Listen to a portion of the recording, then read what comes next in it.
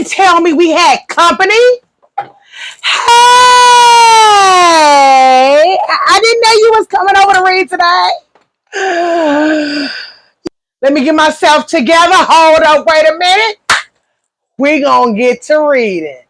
Oh, yeah, we're in part 2 now. You didn't know? About the new ordinances, new feasts, and new holy days, and the new oblations.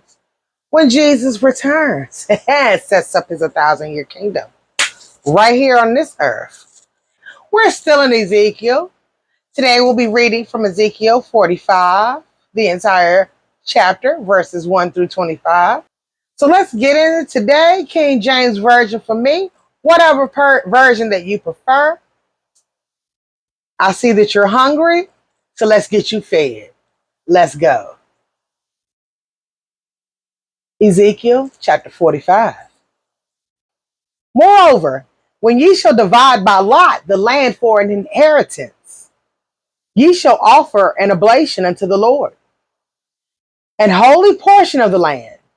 The length shall be the length of 25,000 reeds, and the breadth shall be 10,000. This shall be holy in all the borders thereof round about.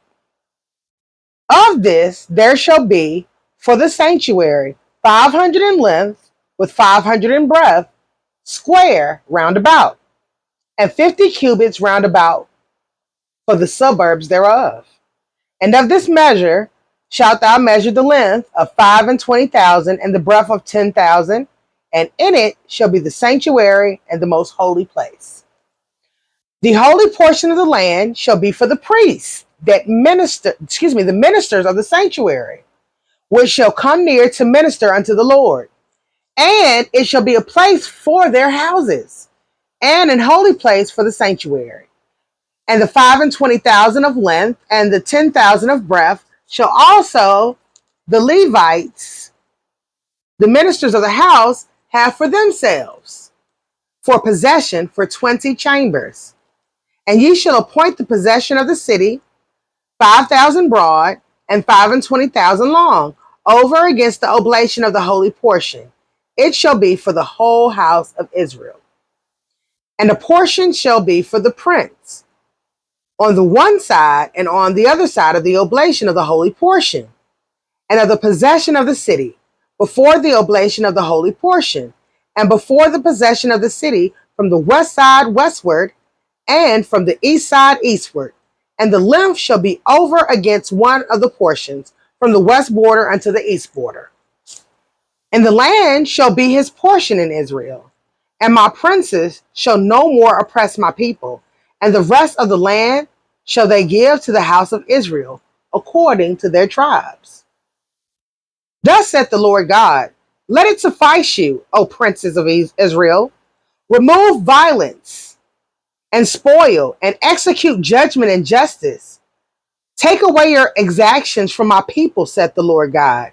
Ye shall have just balances, and a just ephah, and a just bath. The ephah and the bath shall be of one measure, that the bath may contain the 10th part of an homer, and the ephah the 10th part of an homer, and the measure thereof shall be after the homer. And the shekel shall be 20 gerahs, 20 shekels, 25 shekels, 15 shekels shall be your manna. This is the oblation that ye shall offer, the 6th part of an ephah of an homer of wheat, and ye shall give the 6th part of an ephah of an homer of barley.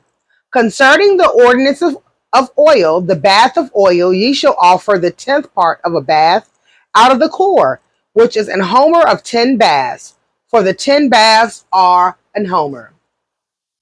And one lamb out of the flock, out of 200, out of the fat pastures of Israel, for a meat offering, and for a burnt offering, and for peace offerings, to make reconciliation for them, said the Lord God. All the people of the land shall give this oblation for the prince in Israel. And it shall be the prince's part to give burnt offerings and meat offerings and drink offerings in the feast, and in the new moons, and in the Sabbaths, in all solemnities of the house of Israel. He shall prepare the sin offering, and the meat offering, and the burnt offering, and the peace offerings, to make reconciliation for the house of Israel. Thus said the Lord God, in the first month, in the first day of the month, thou shalt take a young bullock without blemish, and cleanse the sanctuary. And the priest shall take of the blood of the sin offering, and put it upon the posts of the house, and upon the four corners of the settle of the altar, and upon the post of the gate of the inner court. And so thou shalt do the seventh day of the month for every one that erreth, and for him that is simple. So shall ye reconcile the house.